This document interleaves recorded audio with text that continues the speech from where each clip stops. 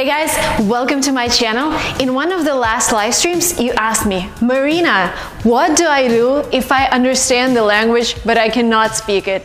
Guess what? I had the same problem, and I can give you a few tips that really help me overcome this problem. So if you're interested, please continue watching this video. Back to San Francisco. Our minds may change.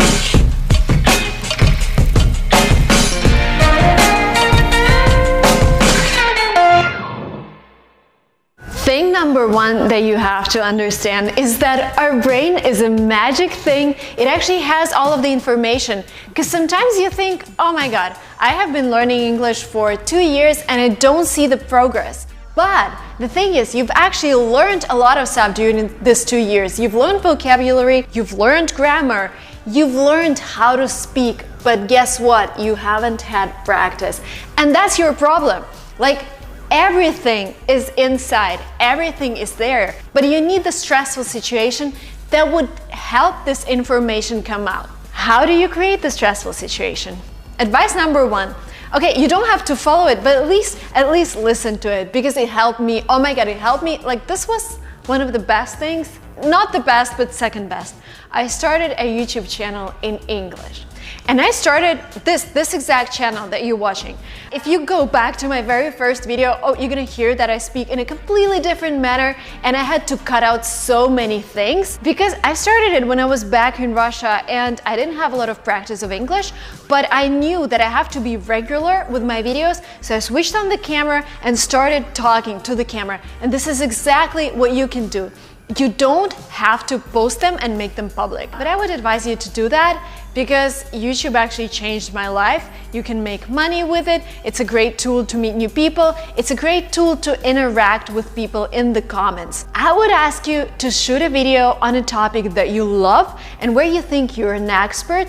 Post it on YouTube. There is an option to make it unlisted if you're afraid. But when I started my YouTube channel, I was also afraid, but I never shared it with my friends. So I just posted and made it live. By the way, if you decide to make a video on YouTube, please tag me and tag Linguatrip so we can see this video, if you're not afraid, of course. Another advice that I will give you, of course, you have to talk to native speakers. But I understand that sometimes when you start talking to them, you're like, I don't understand something. Sometimes they tell something using some background knowledge I have no idea about. Well, it's okay, and I'm happy to explain some concepts that they may not understand. So don't be afraid to ask people to repeat something. If you don't understand, ask them what they meant. It is also very important to stay proactive in the conversation. So even if you don't understand, again, ask questions, maintain eye contact. I know a lot of you come from the cultures where you don't look people in the eye, and I come from the same culture, and I see a lot of Russian people staring at the table when they talk. Don't do that in America. People look each other in the eye. And that's the gesture of friendliness, and that means that you understand the culture. Another thing, in some cultures, people would not shake hands with women, or it would be like a weird handshake where you do it like this. No. In America, it's a firm handshake, even with, girls, and I shake people's hands when I go into the meetings. So follow these cultural tips as well. Dominant handshake. I think America is one of the best places to study English, especially if you're interested in something else apart from English. I am interested in entrepreneurship. I would come to San Francisco, then have classes in the morning, and then research meetup.com in the evening so I can meet fellow entrepreneurs, visit offices of big companies. If you love Hollywood, go to LA. If you love design and fashion, that's New York. I love how diverse this country is and how every city is the top city in some particular sphere, business and entrepreneurship. So select a city and come and travel. The coolest thing is that when you travel, you encounter English everywhere. I walk now, I want to buy something, I would just have to speak English because nobody speaks Russian. Well, some people speak Russian here, but this is definitely not the language I'm gonna use here. So you would have to practice. If you are coming here for the first time, I would recommend staying with a homestay because you can stay with locals and you can practice English 24/7. If you want to be more independent, there are also student residences where you stay with people from other countries and you know, also communicate 24/7. But when I traveled for the first time, for the second time, for the third time, for the fourth time, I always stayed with homestays because I just love local people. I love to connect with them and ask them questions, and you know, ask them to show me the best places around, and you know, just learning how people live here.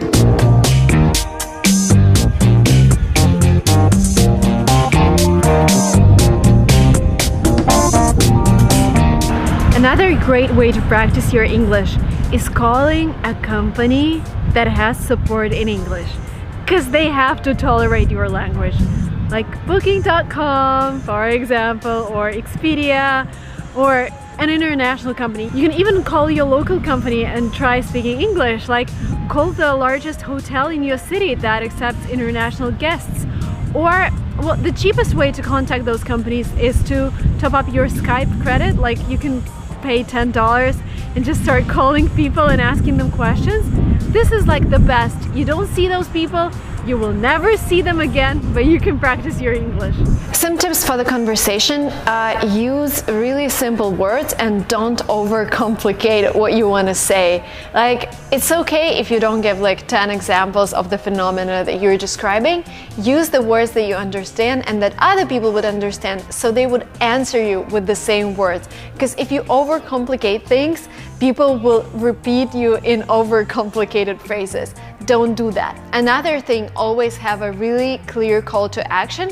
Maybe before calling a company or before talking to a native speaker, write down what you need from him. Like, have it on the piece of paper or maybe in the notes on your iPhone, so that you know what to ask for, and again, you know what's the goal of the whole conversation. That's theory.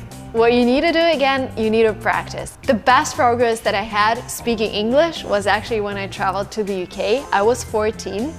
And imagine Marina, like straight A student at school, and she thinks that she knows everything. She's the best at English. She comes to the customs in the UK and people ask her something she doesn't get. I didn't get what they told me. I was like, hello, my name is Marina, from Russia, yes. What? Then I just didn't understand what they told me. And that's the problem. Like, you have to create those stressful situations where you put yourself in an environment where everybody speaks English, and you can easily do it by traveling, by coming here to a language school. And I've done 5 language trips in my life, and they definitely changed my life. They definitely shaped me as a person. So let's go to a real language school here in San Francisco, and I'll show you what it looks like to be there as a student. Let's go.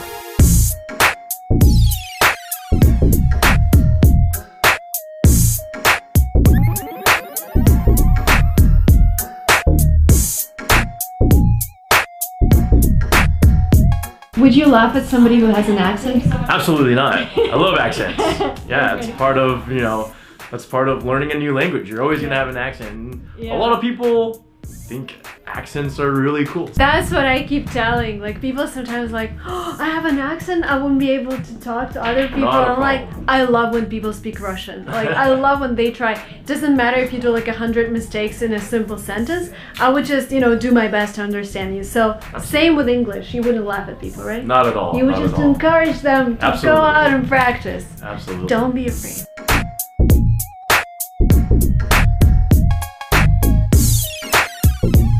This is me.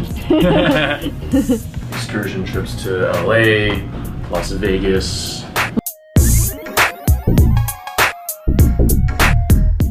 Yeah.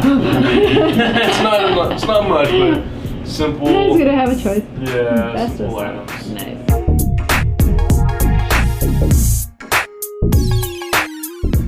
Spencer. Hey. How old was your youngest student? We have 16-year-old, 16, 17-year-old students. What will you tell to a student 17, 16, afraid to travel alone? This is like their first trip. Yeah, I would say be brave. It's a great, fantastic experience to come out here on your own, live on your own, and you do learn a lot about yourself and about your ability to, you know, go somewhere and travel.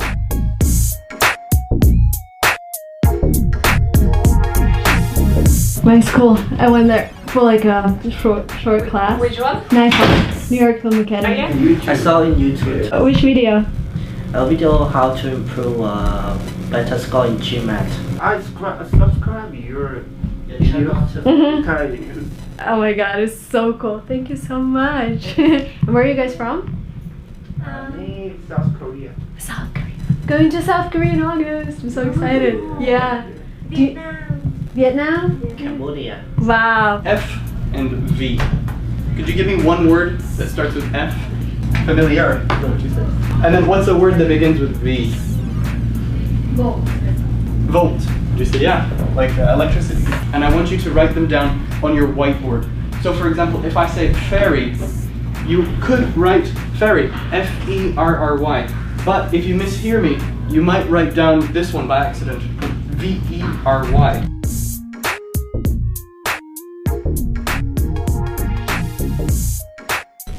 Apply? With the president's recommendation. With the president's recommendation.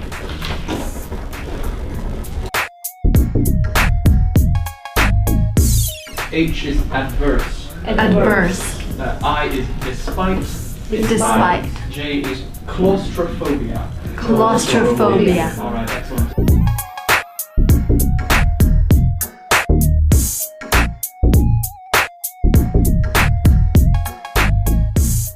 Are you guys gonna take GMAT? We are preparing, but we not yet planned. Okay. But we will. I have taken GMAT. You can ask me anything. I would like to ask you too. I guess you got 116 for TOEFL. 117.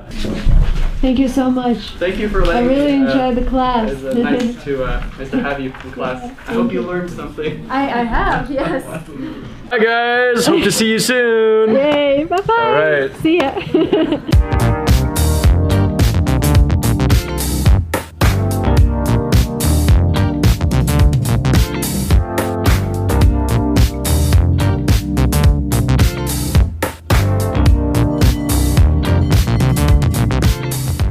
You don't have to follow my advice. You don't have to. But if I were you, I would come to San Francisco. This is such a cool place. It's not very touristy like compared to LA. You can walk here. You can walk, well, if you're in the city center, you can walk a lot. In LA, you cannot. You only drive. It's a little windy, but the weather is so cool.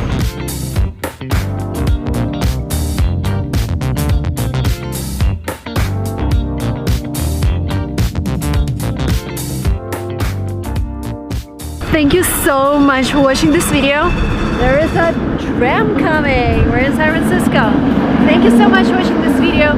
If you like the content, please like this video and subscribe to this channel if you're not yet subscribed. The red button is below. I love our community. It's growing really fast. We're learning new languages. We're learning how to succeed in life, and we're becoming better us every single day with every single video.